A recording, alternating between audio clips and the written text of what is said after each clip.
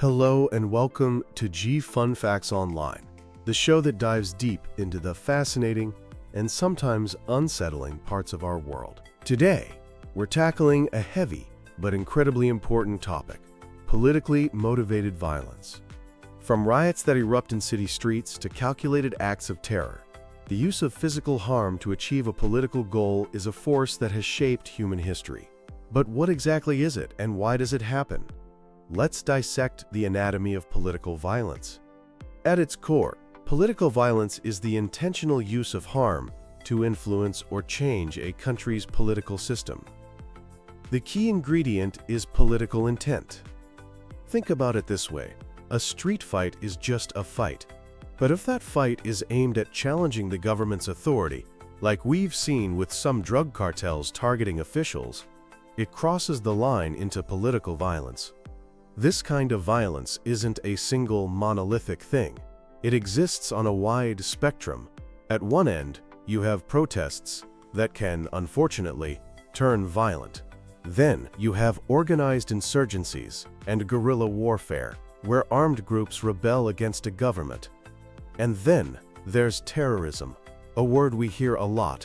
Legally, in places like the US, it's defined as premeditated, politically motivated violence against civilians, designed to create fear and force a government or population to do something. But it's not just rebel groups. Sometimes, the state itself is the one using violence. This can be internal, like police brutality, torture, or even genocide. Or it can be external, where a state secretly supports violent groups in another country. And of course, there are full-blown wars between states, which are the ultimate form of politically driven violence. So the big question is why? Why do people and groups turn to violence? Political scientists have a few big ideas. Macro-level theories look at the big picture. One idea, rooted in social conflict theory, suggests that when a system is deeply unequal, with one group holding all the power and resources, the oppressed may eventually rise up in revolution. Another theory points to the competition for resources.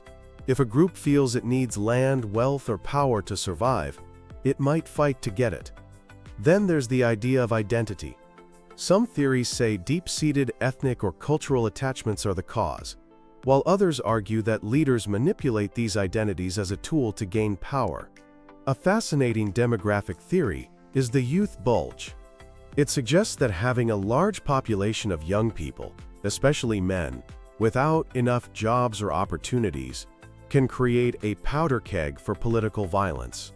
Now let's zoom in to the micro level, to the individuals and small groups.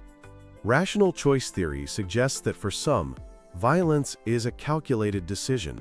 They weigh the costs and benefits and decide that violence is their best option. Another powerful motivator is relative deprivation, the feeling that there's a huge gap between what you believe you deserve and what you're actually getting. This frustration can boil over into violence. Researchers have also debated the greed versus grievance model. Are people motivated by personal enrichment or by a genuine sense of injustice? Interestingly, some studies suggest that greed can be a stronger predictor. But what about the psychology of the person pulling the trigger? Many who commit political violence aren't mad, in a clinical sense. They are often individuals who are hypersensitive to what they see as social and political injustice. They genuinely believe the system is so broken that violence is not only justified but necessary. The main players in this arena are the state and so-called non-state actors. The state is unique because it's defined by its monopoly on the legitimate use of violence. It has armies and police forces. But when this power is abused against its own people, it becomes state-sponsored violence. On the other side are non-state actors, which can be anything from peaceful NGOs to violent insurgent groups. These violent groups often pop up in failing states, using organized attacks to push their political agenda. The consequences of all this are, frankly, devastating. The human cost is staggering: death, physical and psychological trauma, and millions of people displaced from their homes. It tears societies apart, destroys trust in institutions, and crushes economies. It erodes democracy and human rights, and the effects can spill across borders, causing regional instability and creating breeding grounds for more extremism.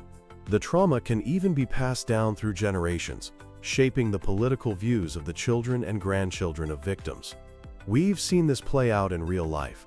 In the Basque Country in Spain, a decades-long conflict with the separatist group ETA left over 1,000 dead and a deeply polarized society. In the United States, we've witnessed a recent rise in political violence, from the January 6th Capitol riot to plots against public officials fueled by extreme polarization.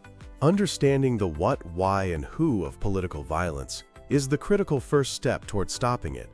The path forward requires building inclusive political systems, tackling economic inequality, and promoting dialogue over division. It's a monumental challenge, but the alternative is to let the cycle of violence continue to threaten lives and the stability of nations around the globe. Thanks for tuning in to G Fun Facts Online. Join us next time as we explore another complex corner of our world.